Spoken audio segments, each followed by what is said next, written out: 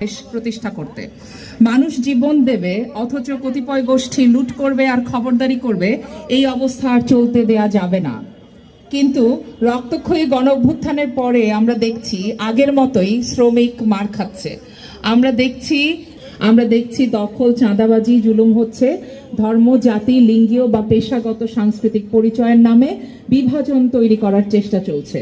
এদেরকে পরাস্ত করে দেশের সকল বৈচিত্র্যের নিপীড়িত মানুষেরা এক হয়ে বলতে চাই, আমরাই আসল বাংলাদেশ।